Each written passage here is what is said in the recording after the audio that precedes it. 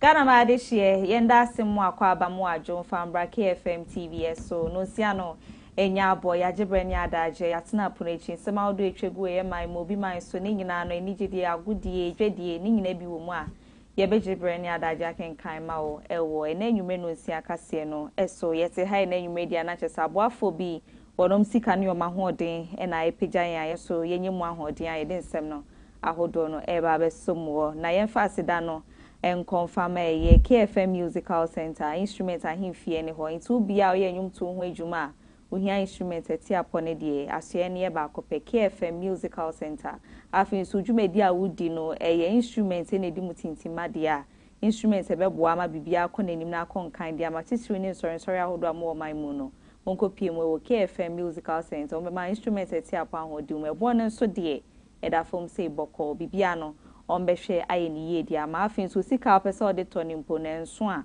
ukopie mu a utimi tua ne kakra kombo ano pe no akwakofa wade na edwuma a wo se odidie se fata se ode ye ma bibia konkan no wahwe ama bibia na wie mu die na wie peyo kama etimi edia ma ntinkramanse mu ade akra zongole ne ho na wo mo atena ikese ne wo asantimantem so afo ni hyemu ewa dum omo ne Sambra Hotel no ene bo ene muhwe nti bibia fa instrument ho no de nyumtofo ahodo amwo man mu no asoe ne ba akopɛ KFM Musical Center akwa obehwe ayentoto ne hyehye na bibia no etimi wie mu de ede ama Talent microfinance and so sika krabia aba ede ama wo se woton wade we ankranko ejumiko asori ana se woton wade wo marketing po na opa bia ya obetimi edu sika esie na wo how anyone twi bia emba ho na talent nko a ana make am for ede ama wo muchim so mo bia o mataban mu ede ama obi bia se bra na fa sika ebesie mu ewo makachi na nya de a omudi omunsa ebeka sika no se opa bosia so ede edi wudwuma ana wo de aton wade a talent nko a ana make am for ediamon si hu no eda form boko edema enu tenyume wo moto inside dia first bra na oni omu be ye adwuma e wo hosa eyo mantam du insia no emu edu no talent for album homodin edru ha insia na aka no wo mogusu a modin hihye pa egu kwam so mbetinitini wo mataba mu edu ho ede ama obibia enyume wo moso ebo ye chidom my the KFM TV news ni ye de ebesum wo ban kwamentem ha wo mo head office no e wo circle adabraka eye dance by hona ana talent microfinance wo mabron scientist no ebutu a wo moto nsade afro se bra na for sika besie mo ho na wo da wasum enjo e wo sa wo moso ebo ye twidoma ye KFM TV news no ye de ebesum wo afi de chato cry ya aboafo mo boy ye twidom no dada ba take up wodon so phone se ne ho asehwis ho adwuma na wono nti phone a okita se tete se how no woto nsa afro se bra no ma phone eti apo afin so uyo bia utu phones ahodo ton wo man mu ape beebie tu ni ndo so pom akwakoton adada ba take up oye ni nyina bi ewo ho nti udi ane se obebo ana akwakopi mu kaneshi bia ya wono mpai takwa station ehyen ne hope na adada ba take up no so wa obo adwuma dedende nyume komi ense ne nanyume wo mo boye chido maame ede nyume no nsia kase no ede ababe somo ewo KFM TV eso kainehye nso ma esi betwegu ewo ye abefo ntentan fidie no so ye twegu sisi a enti no bora Facebook na KFM TV GH bomoden na follow ye page no wi a no ada wani di atremu ewo YouTube no eno si KFM TV GH no subscribe edi ne ye ba akopɛ okɔ Instagram Twitter ena afi so TikTok a ye twegu enti wo di anse obe follow ye na enema hodo ne nsema hodo no etimi kran hwe a ye kunhye video ni bi koto a betimi enye bi ahwe no akenkan bi de ya twere ne nyina na bibia na etimi akonkan e de amame enewe na nwume nsem no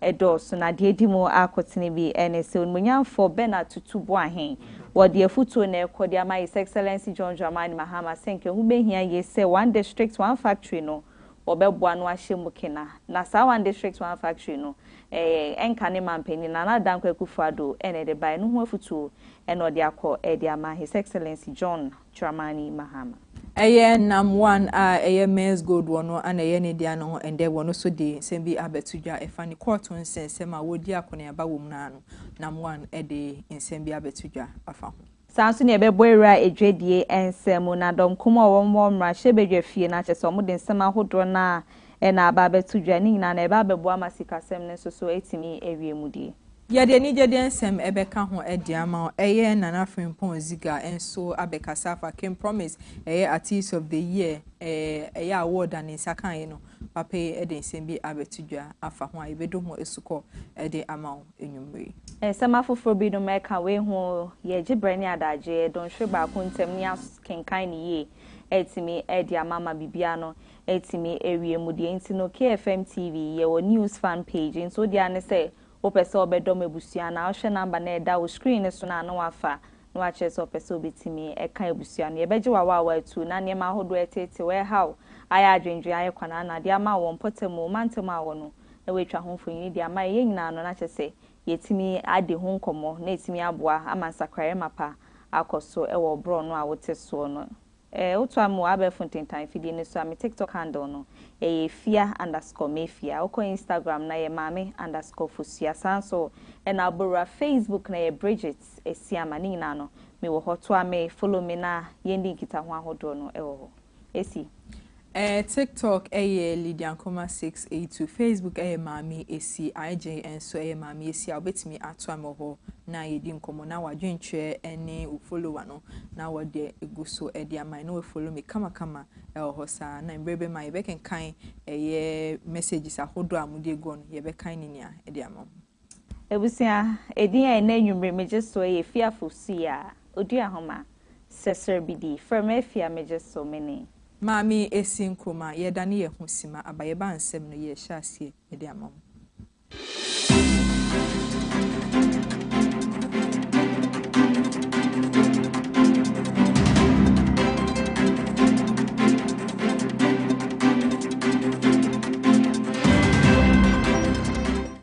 ebusia menda asemu akwa babiem fambreng menosi akase no ewo KFM TV eso ye hensem no asedia na ye ko the new patriotic party MPP ameni ko na bra His Excellency Nana Dankwa Ekufuado eti abenwa ne so enka ne mampanyi ade se oba na chese ne ma hodo ne hihye bebre na no digu akwem so oba beboa ma man ne chechire no etimi afa ne ntemapa ede efra na de na ewom bie no ye 1D1F miche 1 district 1 factory na chese mensni ahodo bia no obebo ne homoden esie ye factory ba ko wo ho ni na na eba beboa amedwuma ho nsem no etimi akonanimu na bro mu fra benwa ne so His Excellency John Dramani Mahama abetina so na nam so ama opanyi bi efre ne se Bernard Tutubu ahe odi efutuo kese pa edi akọ edi amagana mampanyi se hu behia ye se 1 district 1 factory no won tungu baby sansa aban foforo ba na aban dada ekope na ndwumedi ahodo ana wo ye no wentimi enwie pa foforo ba no so ahye ne dia sene ato edi egu baby o kire se nke hu behia ye se 1 district 1 factory no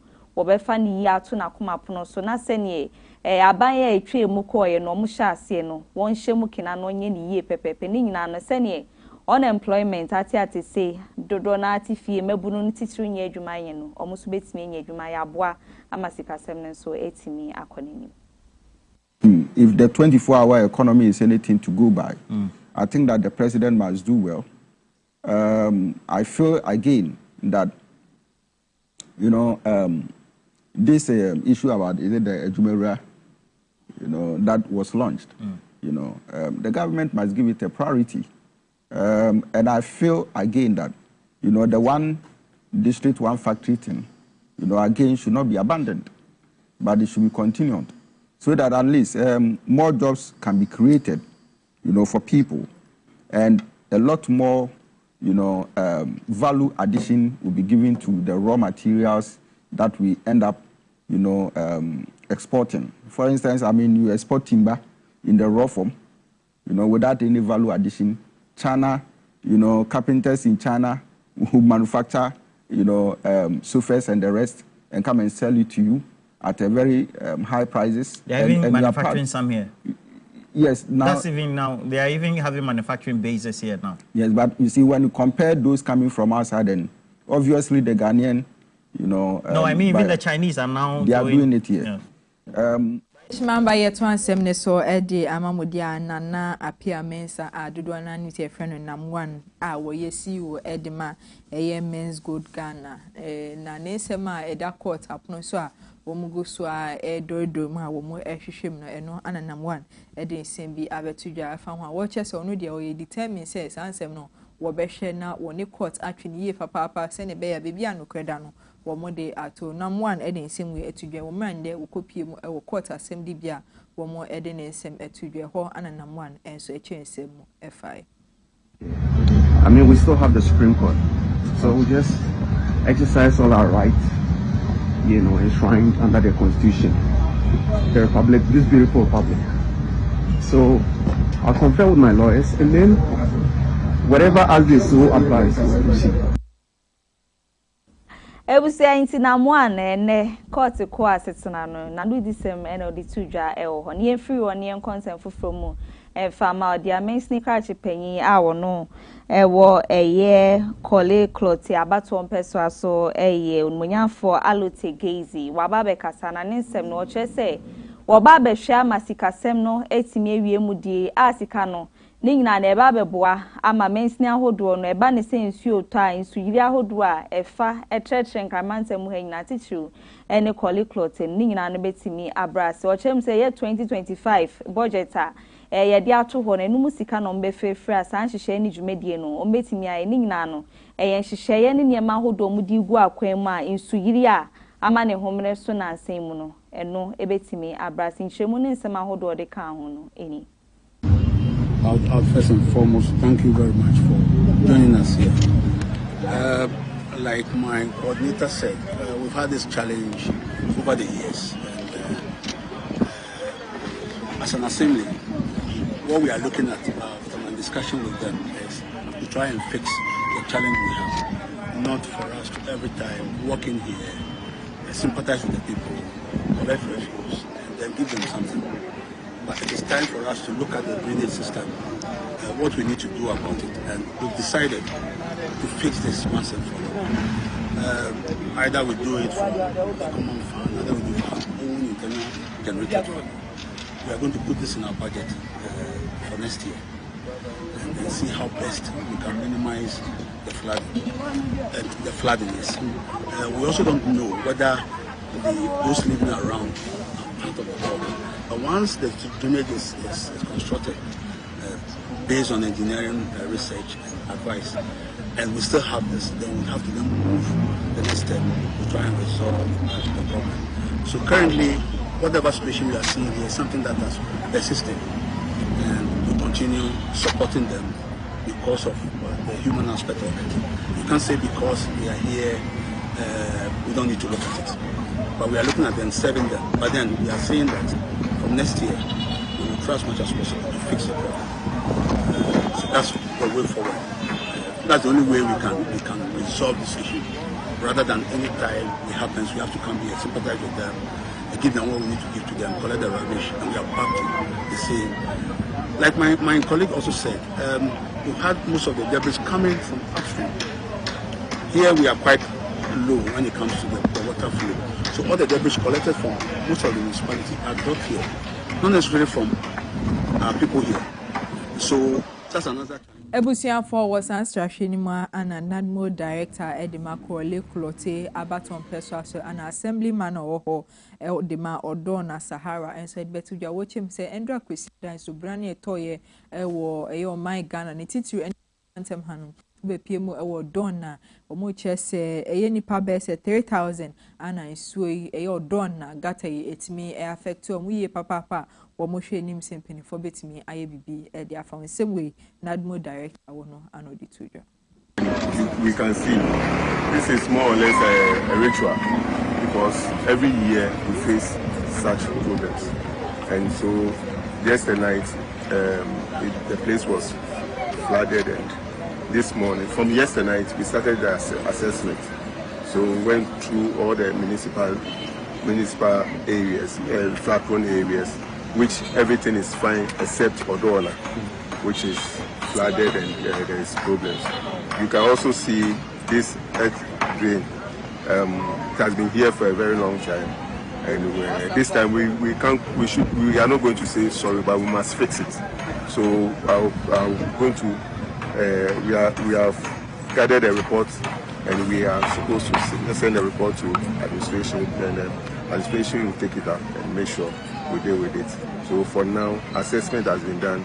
Report will come out. Then from tomorrow, we'll start collecting the debris and the refuse around everywhere. Then we take it from there.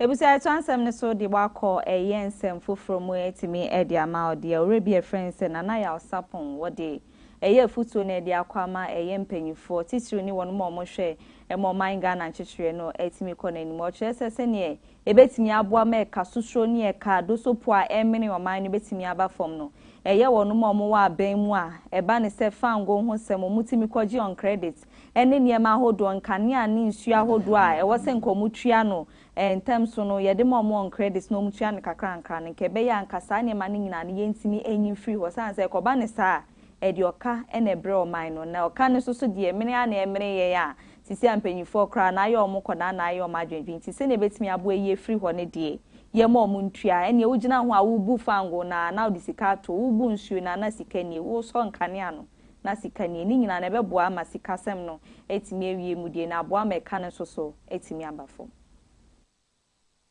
not the life near conditions so a state agency car and all the beko functional papa ni team nso na ohyenkanino we business seat akọ akire na conditions so na obon frama. It is only state agencies. All of them say me boa one. Oh yes. Parliament obetimi di okra aye adanse. We don't use centralized air condition. I'll make me control. But at sometimes you will go now or maybe apuno near windows and the consumption is always high. Yeah. Now the proposal is prepaid meters. Young for the most state agency. Yeah. Free ground floor, air first floor. Stairs case wo. And so original left him now. But the attitude, the typical, I don't want to say Ghanaian attitude, but sa attitude na a bind dia yam fanswa ye disi abetin so now bra aban betia no, and that is a very bad one. To me it is the minister's suggestion, it's very much in the right direction. Okay. So, we share or more report meaning current debt, no. But as at 2016, now MMDs at the ECG car in excess of 2.6 billion Ghana cedis. Okay. Yeah. Say UTV, what the ECG car 2,000 Ghana cedis are there more transmitter off. What you say? The ban is saying it's now. Emma state agencies, it media buying car, ECG car to a tune of 2.6 billion. This was as of 2016. I didn't know the current CCI will be. What you say? But these same state agencies, they have enough money to do other things. Here. Me about utilities now, water, electricity, fuel. And you say you free buying ejuma. So top petrol because there is a budget for all of these things. It's a individual and a private enterprise.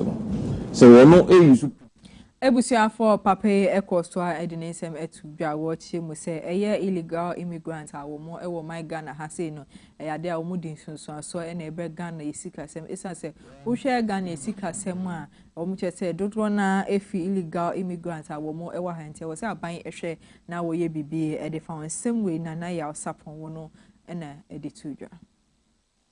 Yeah, immigration mean foreigners and semi. I mean say well, if you are here and yet not can was now, your boss, the negative effects are a war in cruise.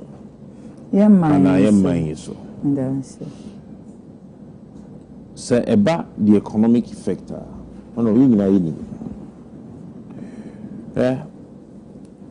ebia na yen amanfo bi nhunu se ewo economic effect ewo yen so agofo yo mo ba mu illegally omu nyina mo ba ebi yare o obekwa yare the facilities ya ne ebeche eni omu beche because they are into the country illegally, we are not prepared for them. See, so I was saying, you birds 20. You say, yeah, mine, Nipadudo say near one, Nipadudo say sooner, I cry and say, or more by your mind. Into more illegal immigrants, we are not prepared to have them. It has an effect on us. Number 2, sir. Ebimo ba se de na honorable ke ebimo oye kokokra de anka utimi hu se we de ne okrumni na tuntum folo mo no ebimo kra omutitwi ka kankasa no etimi akokopɛ adwuma ene ye nkofo ayamanfo ekopre adwuma ho it's the limited job opportunities na ye won ye ni omo na eseche it has Additional by 19 same way and na ya sapon edit to dwa wo ni semtwo fo ehia ye etwetwe nkomo ye gina ni semi so na ye twa ye ho akwaje aboafo nkrato aba ye ba nsem no dodo na eto aso edimo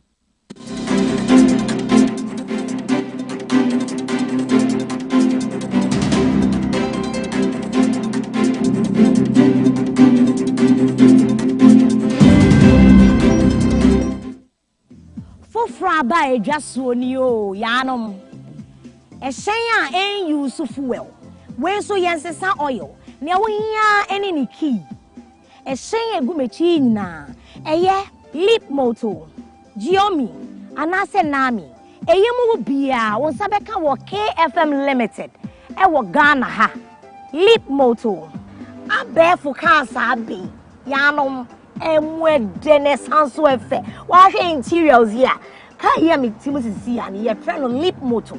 I was 3 modes of driving. Obetimi switch it, so open temo open the sports mode. So person will save you battery. Obetimi is economy mode. That's a pentem na open normal riding so. Your friend is standard. Who charge your battery within 6 hours. Ebetumi do Kumasi aba. Measure air 310 kilometers. Into woni how. Obetumi so the 3 hours fast charger. I charge na mana you full. Bonama no Kumasi aba. Say no. Me try the aka no. Giomi. Ni awon yan key. Make sure say key ni ben. Wa wo hwese na interior on it na. Black and white papa. Son of FSN yo. Wa screen tentin. E bo ma hu ka no battery aka. Na ma hu mileage nso e wo so. When so de etu kwan 320 kilometers and sana was charge. Ubetimi a charge in 6 hours. Fast charger ya 3 hours. Abefu efidie yinso. Ubetimi a driving in 3 modes. A standard, sports, and I say economy. So we pentem to say me yanom choose sports was say. Ubetimi to quite fi hakokubase. Ama battery ni biswaka because a 320 kilometers. We charge in 6 hours, ubetumi in your full battery. Now when you fast charge and swap 3 hours per you're set. Making sure so okay in the car when you saw working. Ubi a door na start. Chili Giobi, black and white. Makuma swat. Man san cow there. You check the akano. Yeah, no. Abe for the any mubaku neo. The awunyano key. Making sure so key in the ben when you saw working. We no F. Let a woman so dance. A grey ni your ma would me no. The any hakakra, any the mood. As also was screens me no. Wait, amount information and we are can in winina. As a best bonum papa. Your friend entertainment. The awihiano. Ane. And that's over to me so driving in 3 modes just like the others. Standard and I say sports. So open tema. Car way so. A bet to me to Kwaya Kokumasiaba. 330 kilometers. The chema would do crab to make Jesus on 1 bonum kakra. And Sanadu. Who charging the 6 hours, sir? No. So bet to me so charging 3 hours. if I no fast charge. And you know when you know KFM Limited, and they are big just so. Fraying near me on Sankawo the Intentem. So open installment, a high purchaser, and change one answer. We've got you solid. Yanume, o sabeti mi aka fidie mu bia e wo KFM Limited. Won sabeke fidie no na watua no nkakra we unya no bebia age KFM Limited. Fraying ever sort out.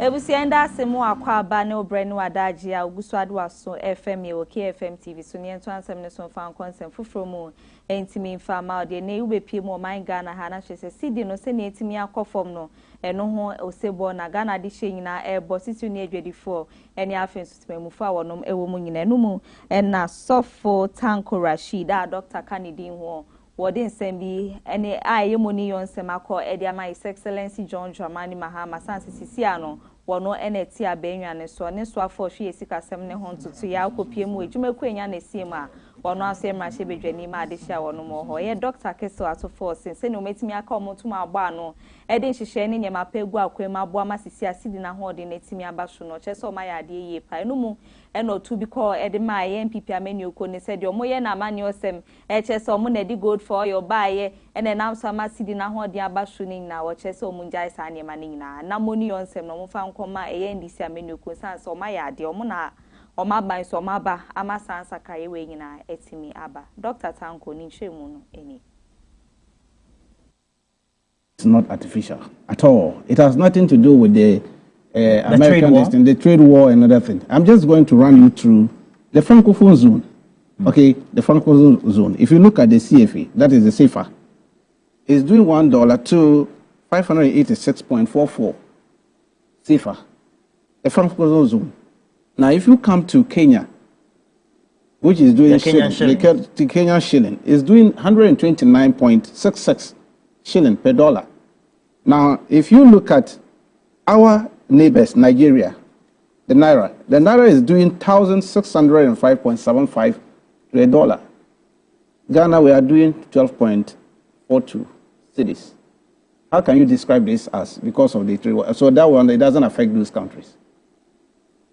When they are doing propaganda, sometimes they think that we are just like them. Everybody thinks like them. No, I'm just telling you, what they are saying is that look, this is the time for them to commend His Excellency John Dramani Mahama and his finance minister for doing this fantastic job within the shortest possible time. Arrested the downtrend of the dollar, and the cedi to the dollar, and make sure that, look, appreciating to 15 point something is not a small thing. It's not a mean thing. It takes brilliant initiative. Bring all this one to bear. And you know, when he cut down the costs of governance, people didn't understand what it meant. You mean the overall effect? The overall effect. When you reduce governance, look, from 126 ministers to 56 currently, what do you expect? You are cutting down the cost of governance. Go to the Flagstaff House. Today, only 17 communicators, no, 7 rather, 7 communicators are communicating for the seat of government currently. Under Felix Kwachofoso? Yes, Felix Kwachofoso. Under their regime, you were talking about 28 people communicating for the same presidency. Overall effect was that they had over 1,000 plus communicators in the Flagstaff House. I don't know what they were doing. They were all feeding fat on the consolidated fund. Now, His Excellency has cut down the size of government. All this one has an effect on the economy. In some way, na Dr. Rashid Tanko wade ebetuja ye free honey de wa consent from ewe ne nyume no nsia kase no eso dia ye ko aje kojo ai no wotema east mensine no won kramantem he ya na atememfo a wono mo ho no wo mo dia distrede ene ko edi ama ban ankwankre ne nyume ku ahodo Womu chem so obo omo mpotemu wa omo wona ye Chinese dish ye bi a omo ababeta factory bi omu si wo ho no enya de se ebua ye kura san se bia ye omu si eye sa factory ye nam so amensuo to dia eyiri fa wo mo a eno nya asem keto akra o meja pade o madan ene niema ahodo bebre na ena yesese dru pempenso bi so ensuo krom benya ede aye o made no na chese ho aye din ye ede ama mu nte hu behia ye sempanyifo beba nsaban mu na de ekoso ewo ho no eto betimi abrasi nchemu ahodo a mudi tu dwa no eni ye nyabriko yo ye nyabriko India for abesi warehouse and now omadane no pharmaceutical company and on wall amaturu gota na da titititititinu amasi gota no me na insota insonu nya kwa nko insota nya kwa nko na kola demu na kola fie unke hanu a ya sisa insota kitama insota tie ya sisa insota ya bra ya sabai somebody yai mi sabai somebody yai ya sabai somebody yai ya banato ya bro ya ahaya tama west sana wa je kojo sana wu tama west they were great chancellor sana wu great chancellor ahana ya wo kiti ya wa ha iso ayi ya wa da ma be si gota lu dia fo ma be si wa ha o ma si gota lu ma so ni fo ma ya Chimambe no ntin same way ana wo mode gu kwan mo ho ye to ansem ne so e dia ma odia wo flooding sensem ye mo ana e political activist I friend say Afia stadium e de abetudwa wo din same way kwa magana fo ina say ye na ye nkambom ye mbo Ghana mampeni His Excellency John Dramani Mahama no nkuntia e flooding na e koso e wo my Ghana titire eni nkremantema na Afia stadium e chemu say sade we ye njai say ye no amanyosem e MPP we say ye NDC ye njai sade na eye flooding eye ade bia eye natural etimi esinsio to a flooding etimi si wo bebia enu nti ye njai se ye de eye amanyosem ne nyina ye nkabom na ye mbo Ghana mampeni His Excellency John Dramani Mahama no ntimi enkunti asade we ewo o my Ghana ha ne titu ene nkramantem ha in same way ana Afia stadium ede etudwa the for me ma chio and then Monday the Kasagana for Ghana for very important people I mean to change any demon Amachi mi hwe Friday and answer ensu ayiri nkran no me se minua bi e de politics Ghana for mo fa Afia stadium a wo se make say political side am want to nchen yen kan kwe amampani jo ma ba e busumi numini bi sase contract be na wo hu se president mama a odo am obi se yenyi gates na entity gatem wo de maje se abanda de twemu odona e kasa odona Insukesi da circle woni nkrakuru no ana emi aba Maame brother page $41 million say okotim ankosi aga president mama ba what is all the contract abo bi so okoti wodon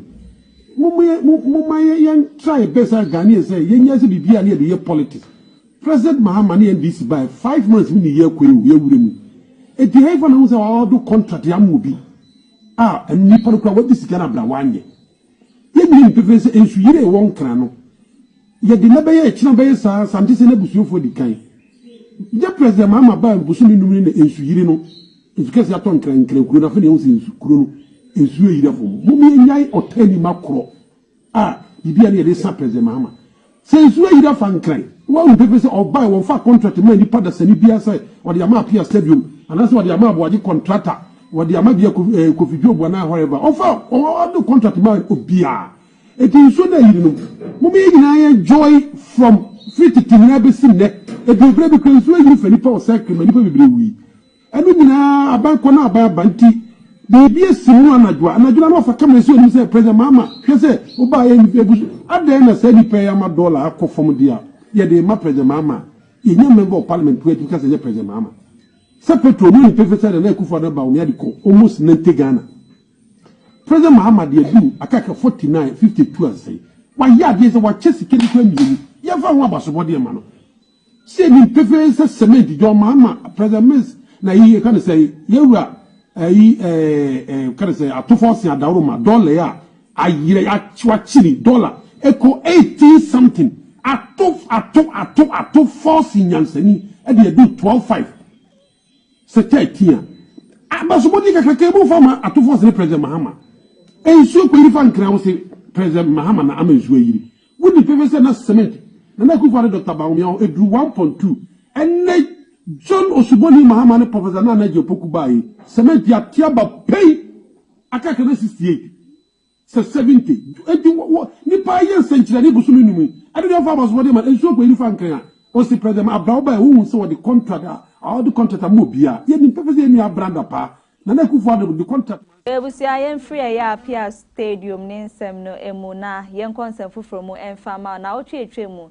na kyese nkran mayor de betu dwa echem se wono mo tete kwan ho etonton ne ma ni nyina no ye ba be yi omu nyina no e de free ho na ochem se ochena na sa adwumedie no ebekoso eno nya asem keto akra na numu na dwedini bia wono ewo kaneshi wono so aba be kasa wo kyese enya ade se wo mo ebepene da usanse ho bia ye omo tie omo ton ade ne ho no mo nsu etiminye sika ema omo nsa ko ma no de bi hwe abusua na aban ne mpanyifo ka so mo ba be yi omo free food bridge na se na afin so mpotemu ahodo omo etna di omo dwane dia ade se be ha adwin ye papa omo di omo ni house so ye tu omo dia ye mo omo bia ye omo betna etimi edi omo dwa eno pepepe na omo hwehwe free mpanyifo nye sa pa dia ene emu be yere pa dwedi ni ono wo kanehia ogina mu kasaye no nchemu ne nsem bia ode etudwa no yento asoma me say overhead ni so die so aka say end on to or to ye dia ye pa no chow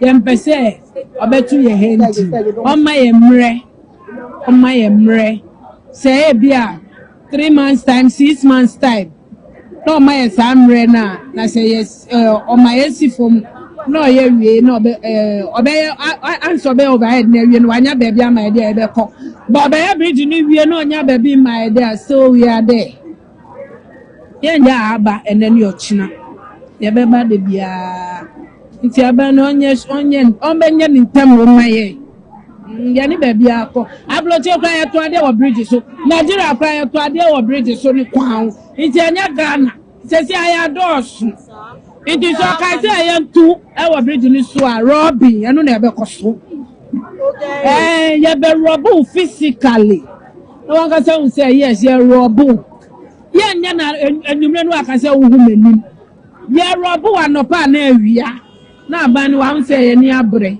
nti masem anu no physically it is a see asema all kind ye be fan ko gina court on san repeat asema your kind of course be rob dia senye na biefie na abekwa akoda no aye adwuma asoma ba utimi kan o national team say abroche no omoton ade obeje so abroche hefa country be no ko you say ton ade obeje abroche hefa na wakwaba your say Ghana has say on say sometimes in ka sorry to say ye kan ho bi na say on mine na enkoso because who can say asem we say abroche ko moton ade obeje so ebi I know ko by we can say robbery mami wa kokodro pa nti si ano otu na mpanyifo ma aban be fa wo to ano ase so china say sa dia na be ba so a ontina ho a obi ho ase ne no ma no bebi onwo akire kwan kora the conjunction there ba so china na eye adwuma nti maame ne so sapo munsu na ne ba na robbery ni so wa hodin ade be ko dia ne okwa na posifo akocheche nsemu because asem no kind na a very critical yipa was mpanyifo ye bibi she doesn't look like or efane ho she doesn't care or can something you bia na obetimi ni aban atwe se soldier need etu ebegina so se fa normal wo anu abaye so bank wa fane ono no be ya first person nti no at times ya no kasa na ehwe ni ye eno ana de ye be kodi ye beba esi de to aso na mami ase ye abomi pu ye to ase ye kan say krono se mama making se si ye bia ya bia wo sugar kope eye mbebunu a omo from ho se eye concern youth a omo zongo community so omo dia betugya omo chem se ade omo lanche eye operation clean the zongo sa campaign no ma launch and de omo che say eye get to ahodo a eye yembebunu eni akonfo tachi amwa wo mo ehihye no anti na omo launch sa campaign a omo behwe achiche sa ankofo ni omo che say eye biaye ahodo a sa ankofo ehihye eno na sese ade sa ambebunu omo afato omo so omo che say so mbe hu say aha ana sa ankofo ehia ne ofie ho no na omakobubu gate na omakose omo no man na wo mpese krono no ebekoso e wo my Ghana ha bi titiru eni soga kopenu ntia na omalanche eye sa campaign we omo chese Operation Clean the Ghetto campaign na eno asha se ye papa e wo soga kope eni nimpotem eho. This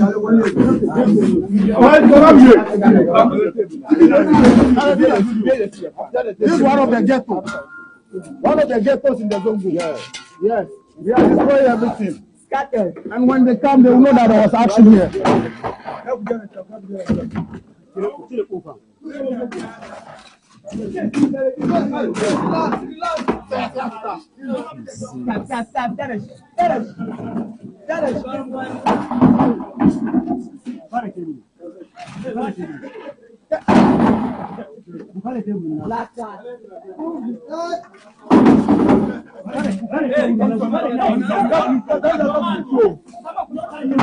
Be careful with that nail. Hey, hey, hey,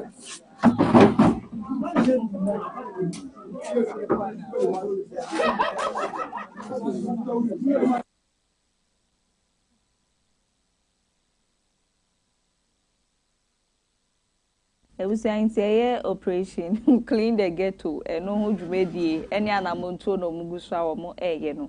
Yet one sem so near the wako humesia and semudiama dia call a year Winneba Technical Institute. No more video be a year a phone be viral and no yasem keto akanko for be brinane kasa found a video no or seni a for ibi a brand tiny sekanya who draw near ma who do a dear wekum.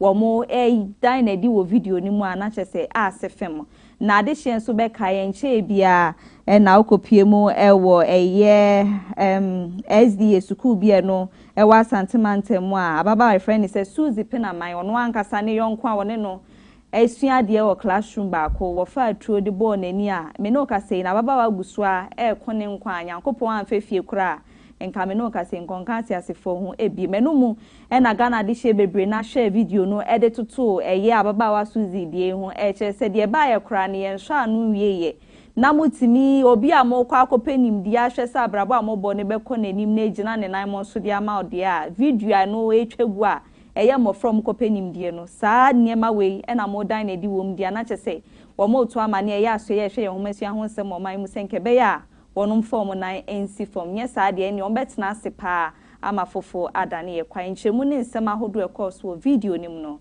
KFM TV yes so aso de ama We are coming to be prepared. The body and what they are taking revenge. We are getting there. We are getting there. Get ready for the storm. The fire is clear. We are coming to. Adeshima parenti Afia Fosuah. Say them me cry over me. Then never you ask. Just say student. Inti sa no ma wo omo de fa he no omo de burial school ni mo. Or the far gate of course. Omo de normal way na ko school. Hey. Udi agro but I pin a mind the agro show me bo me mbo agro ye yakra ne say eche na kola no odi sa abone ne krampo ya say jai no ma ne na baby. Of course now na school for way omo ye bibia because in radio ni ho age no omo say 16 Afia omo say 16 na we di boni ese mo twena so under age no because I say we no mama other students ni freedom so mutimi ye di omo pe I see eno ni are mo say me nko uni ska o man mu dia eto a fala enko obi betwu edi Adeshima mba ye free sansem bi adimu kopie mu e wo bi man sunsem na ye dimu kopie mu e wo Burkina Faso eye ni jedesem a efi ho e ba ne say eye ye man pani dada wonya ni baby ko nyankopon emfa ne kra ensi tie Jerry John Rawlings and ndedwe ukopie mo e wo Burkina Faso a wo matumi abom homode ama wo street ba kwa ho no wo mo de sa street no ato Jerry John Rawlings a wo chese e sign na brabo pa ene ne nimdie ene ne suban papa wo beda na di e wo Ghana ne ene wiase afa 990 ana o ma hwe sa ana o ma ne so a atimi abone edin kese we ya sa abodin a wo di ama Jerry John Rawlings wo mo hwe nim se betimi enya sunsun aso pa ewo wiase eso ni titu ene Burkina Faso enunti ana mo chese wo mode sa abodin kesi we ede ama ye mampani dada wonya ne baby ko Jerry John Rawlings na mo chem se sa de we ade a wo mani agiye papa wo mo dwen ho cheyansa wo mutimi ede de break kesi we ma nenu ene nam so mampani a wo Burkina Faso Ibrahim Traoré so ede abetudwa wo chem se on de neni so ade ho ane se West Africa no nkabum any unity betimi abaye ntem se ne be ya bribia no nyina betimi aye baako wo wiase afa 9 enu nti ana mutimi ede de breakfast we amaye mampani dada awonya ne baby ko His Excellency Jerry John Rawlings ewosa enu nti ama ne boaye de bremo no ye gina sansem ne so na ya dane ye hosima abaye baye de mukọ edwedi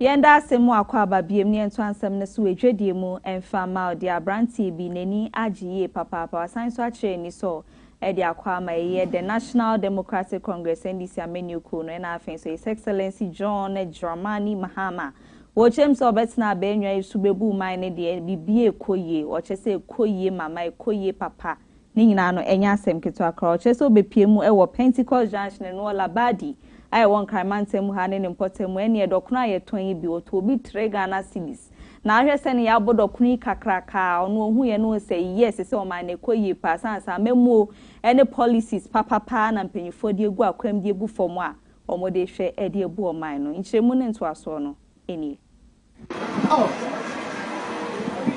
3 cedi over 3 cedi yowa 3 cedi I know come with 3 cedi 3 cedi I know your mama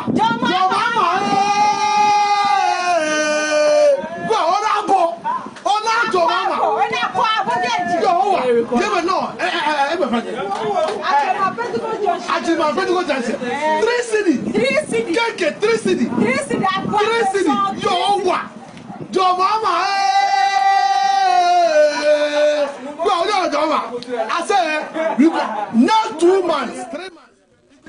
Ebusi afọ enu ntin same way ana omudi tudwo mo just say si ade dokono atia ba form ebedu 3 Ghana cedis kane no na kenke ba ko 5 cedis si ade mmra mampani John Dramani Mahama betna asi wetimi abọ ne homoden ate dokono so ebedu 3 Ghana cedis a bibia eni age ho ye papa edwede nsema na eguso a ye de bremu na minority mi chedom kuma a wo mo ewo mahye ede abetudwa wo mo echim se onmonyamfo Isaac Adongo a woka finance committee ho ewo marche bedwafie no wo mo chem se ne appointment a mo di ama na woka board members ho ewo Bank of Ghana no ana ma be kasa fa wo mo chem se wo hwe Ghana ya take 184 clause 1 na ewo 1992 constitution ne mo order 228 clause 2 no chem se dom kuma no wo mo ewo ho tumi se Bank of Ghana wo mo krata ne sikasem dia wo mbesan ne wo se wo mutimi emma dom kuma eni ni titu eni amafo ya wo mo ewo marche bedwafie no wo mo si wo munya ho asuti anu nti sa papa ya wo mo abonidin edeka Bank of Ghana wo mo board ho no wo se wo mutimi emma mu nyina asuti na hwehwemu eni no ma bia wo se wo mo so wo mo ye no wo mutimi aye ede amoma anu nti dom kuma chese sa abodin ya de aman wo mani enje ho kra ye gina dwede nsemi so na ya dane ye ho sema ye ba eni gede nsem ana ye de to aso amam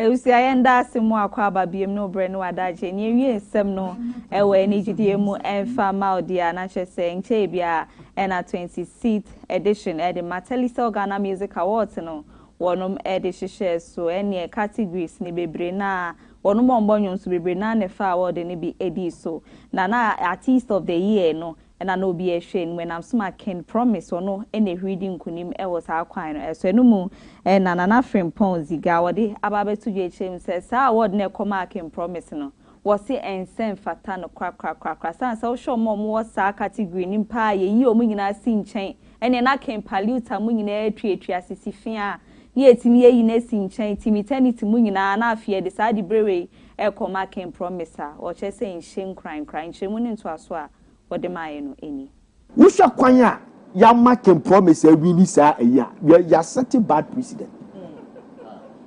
Yes. Messi ya set bad precedent. Messi kwanya ya Fosuah ya ma Ken Promise. Wa fa de awini Messi kwanya ya Fosuah ma Ken Promise awini artist of the year. Ya ekwan ben. Ekwan ben. The whole thing. One, when we read the definition, the category definition of artist of the year, tell me the definition of where area Ben and I Ken Promise a beauty Ken Paluta. Tell me. As I say, no, we are discussing and criticizing. Do you critique? No juice. No juice.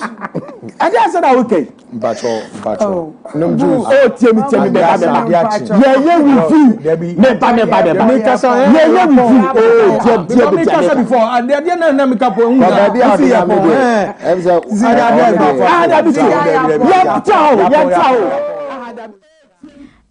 in some way in Shemu way and I would see me at the Suja.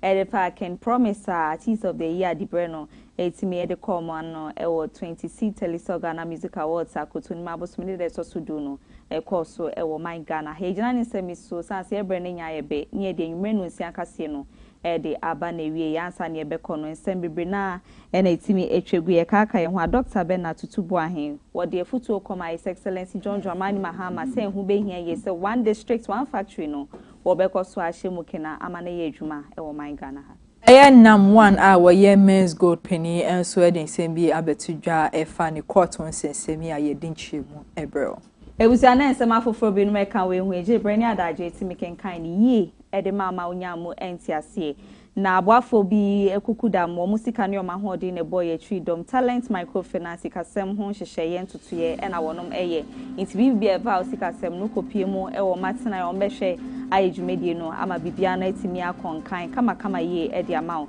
e ya de semanta medum de wo matretre wo mo bo adwuma de ben wo no twipini omo no mo hyehye usikasem ni ye emfa ma sanso e na KFM Musical Center wo bia ode enyum to edi udwuma hodo a ohia instrument eti akwa hodi wo meye papa no kopie mu a ono so betimi abo ama bibia no wahwe ama na wie mu die etimi edi ama kra zongole ne ho e na atna ekete ni wo kwa santimantem edum omo ne benjilo abro sign no Sambra Hotel omuni KFM Musical Center no enedi enumhwe wa santimantem akra so zongole ne ho e na wonom e wo kopie mu a omehwa ma bibia no etimi ewie mu dia afida da bate cap ono so e wo kanishi bia ye ono mpa itakwa station e hyen no ono so phones ne ho accessories e ho adwuma e na wono so enti phone bia ope bia fiti yam ekoti iPhone kwa obehwa ma bibia no etimi ewie mu kama na yumedi no Afia Fosuah Oduahoma Sresrebidi from Afia mejeso meni Maame Esi Nkrumah ida mu ina sese nyumre mo jebre ehwe ni osi ye mamu ina ajo